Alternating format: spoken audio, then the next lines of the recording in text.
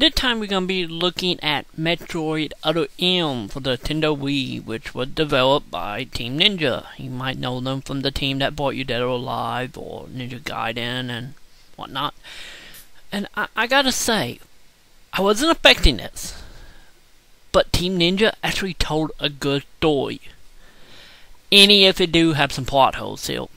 At a certain incident that happened that it more left open and never really explained. The story itself, it pretty much, Samus is, trolling the galaxy after the events of Super Metroid and get a threat signal from a battleship. And when she gets there to figure out what the threat signal was about, she finds her old team from the Galactic Federation. And the story unfolds from there. I don't really want to go too much into the story since I'd be giving away a lot of things, and for that story, I think it's better for you to fill in on your own, because it is actual good story except for that plot hole. But the game itself, it's not really 2D. It's more like a 3D environment in a 2D frame. So you can move freely in the 3 dimensions, but it pretty much you staying on that one path, which is left to right or up and down. Except in some rooms that do happen a lot, which is pretty much turn into any third-person shooter. For a Metroid game that it actually more focused on the story and not the environment, some people have found issue with the Samus being able to talk and being a little wordy at times, which I can agree on.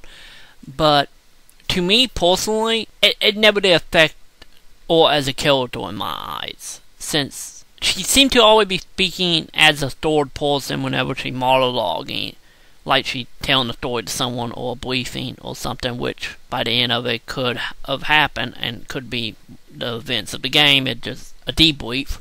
But actually in the game, ever interacting with the other team and other survivors on the ship, I'm actually kind of impressed. They actually kept her fairly grounded and intelligent, and not making her a one-line or badass as some other franchises have done. So I give it to Team Ninja. They actually pulled something off that I wasn't expecting. The game itself do have some problems. Like I mentioned, that plot hole which bugged me to death.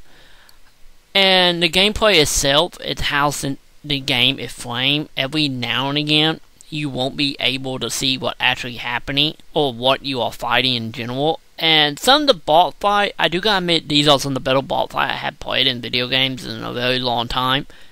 But some of them are extremely hard just for the sake of being hard. I'm mostly thinking about the net to the lap boss fight, mainly, being a perfect example.